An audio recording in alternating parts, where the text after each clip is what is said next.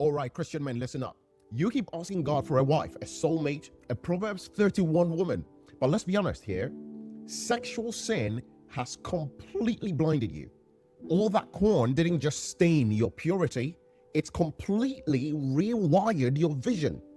All the hookups, the corn, the sexting, the secret fantasies, all those weird clicks, the DMs to the baddies, or sometimes even the just looking moments you have at the gym or on the street when you see someone nice going past. All of that is actually turning your spiritual eyes away from God's daughters and towards your own depraved appetites, leaving you broke, purposeless, and completely lost in life. When you are no longer discerning reality through God's eyes, when you are trapped in the dim haze of your own appetites, your own desires, your fantasies, and the stuff for your flesh, you will no longer be able to see the person God has planned for you.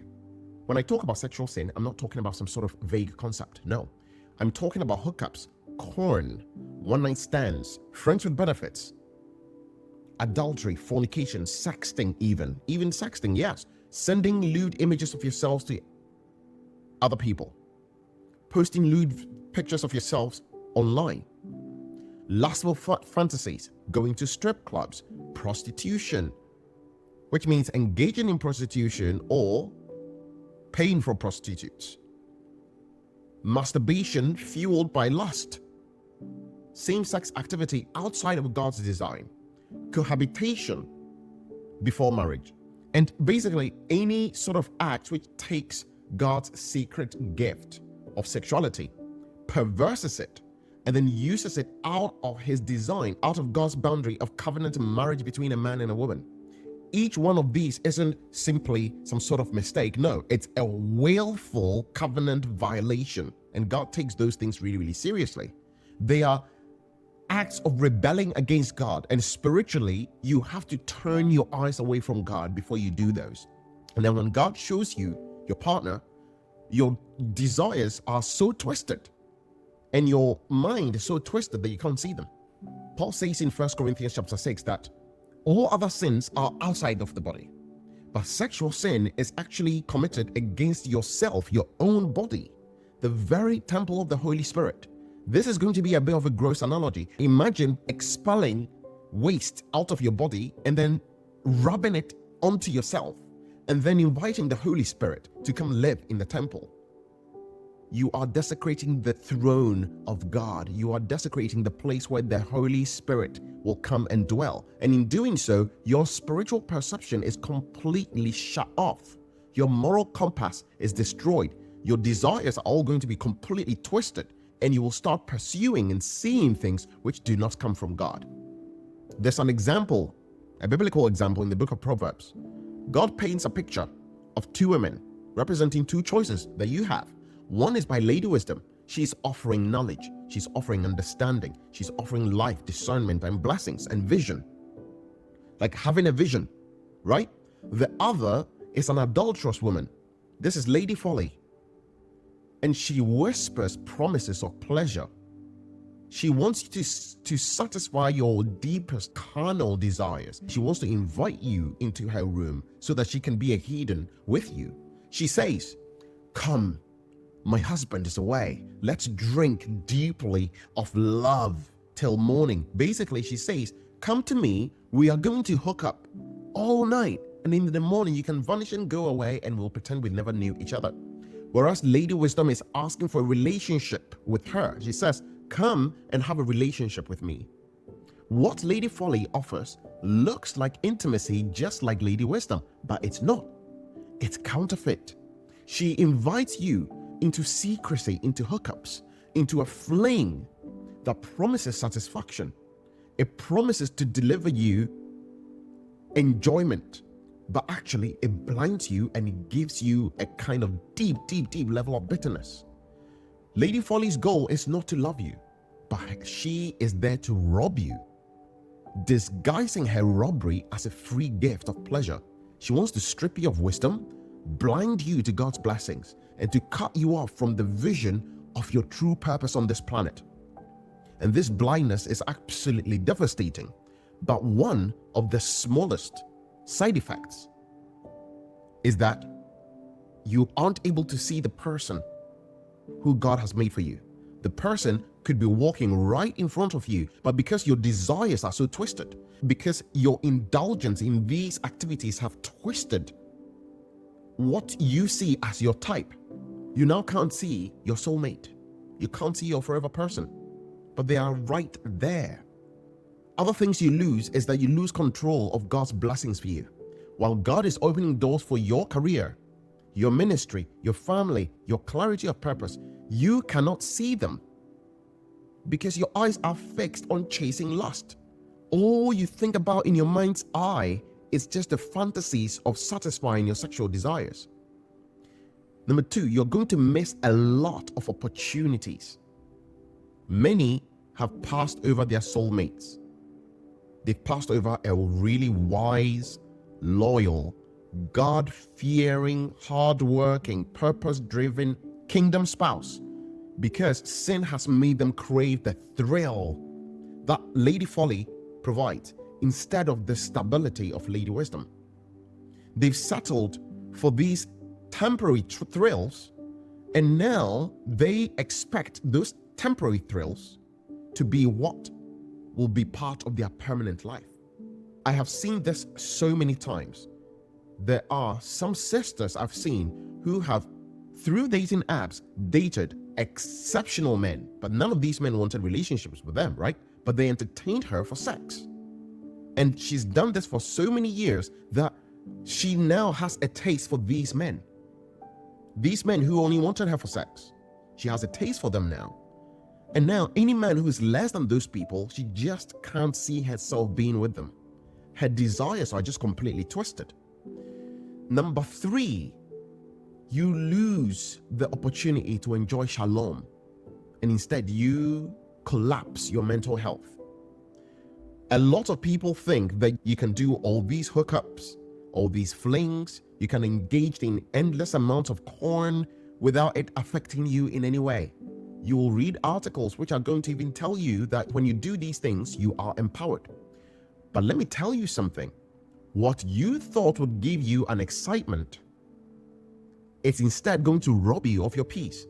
A lot of anxiety, shame, depression, all kinds of fears, even grief and heartbreak, bitterness from being betrayed, being used and abused, all because of following these desires. True peace, God's peace, cannot coexist with your secret sin. They just can't coexist. Number four, your purpose becomes completely clouded. Now, this is the worst thing. You see, if you don't find your partner, you should at least be able to find purpose in life. A lot of these pursuits cloud what your purpose is supposed to be, because God uses your desires to point you towards your purpose.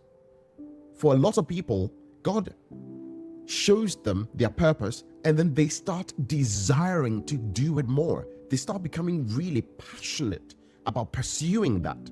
But instead, you are only passionate about your boyfriend or your girlfriend. You are passionate about hookups.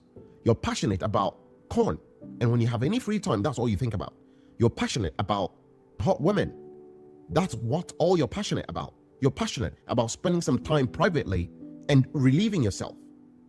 God designed you for leadership, innovation, influence in His kingdom, not to sit there and just aimlessly please yourself with cheap thrills.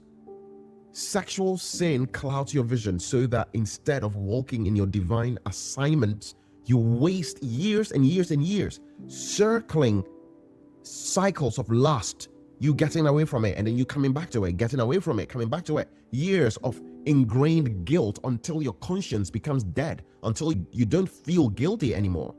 Years of relapsing and relapsing and relapsing all over again. But Jesus said this, blessed are the pure in heart, for they shall what? See God. And the opposite is also true. It means that the people who have impure hearts cannot see God. They cannot see His purpose. They cannot see His blessings.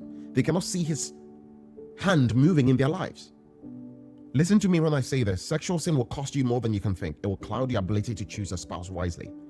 It poisons your ability to lead with integrity. It weakens your prayers because shame is going to make you hesitate before you come to the throne of grace, before you go to God, because you know you've done something wrong, and that shame is going to keep you away from Him. It prevents you from praying consistently. It prevents you from communing with God and having a relationship with Him. It prevents you from letting your designer tell you what He designed you for. You may still attend church, you may be singing a lot, worship songs every morning, but inside you, you are groping in the dark. You have absolutely no idea what you're doing with this addiction that you have. You cannot call your state of blindness right now, your purposelessness right now, normal. It's not normal. You are deceiving yourself into believing that God is silent about you wanting a spouse. You think, I've been single for all of these years and God hasn't sent me my wife. When in fact, your sin has simply clogged your hearing and has simply made you completely blind so that you can't see God and you can't see who God is giving you. But here is grace. Listen to grace. This blindness is not permanent. There is still a chance for you. Whilst there's breath in your body, there's still a chance for you. Grace is the light switch that is going to come on so that you will be able to see clearly. Repentance is going to clear the fog that you can't see through. Repentance means that you not only stop what you're doing, but you actually acknowledge that it's wrong before God and you start changing your mind. And this is what repentance actually means. It means for you to be able to change your mind and think differently and think like someone who's an actual ambassador of God's kingdom. Think like someone who is an actual child of God. When you confess your sin honestly before God and tell Him, Abba, Father, I'm sorry. I want to turn from all of this. You are not going to just be forgiven. Your vision is going to be restored. God is going to restore your vision. But you have to make sure that you actually tell God about everything that has gone wrong, and you have to completely repent of it. You have to make a complete 180 turn. The blood of Jesus doesn't just cancel your guilt. It doesn't just come and wash your eyes and wash your heart and wash your hands clean. It doesn't just change you from being red like scarlet into white as snow, but rather it helps restore you and restore your position in the kingdom as a child of God in the royal family. Where you were stumbling in those shadows, God's grace is going to empower you to walk in the brightness of His presence, in the fruit of His Spirit, and in the power and authority of His kingdom. So yes, your sexual sin, every single hookup, every concession, every lustful fantasy, every compromise has made you completely blind. But you see, you have to know this. You don't have to stay blind. In Christ, there is both sight and restoration waiting for you. Only if you let the good shepherd hold you and cleanse you.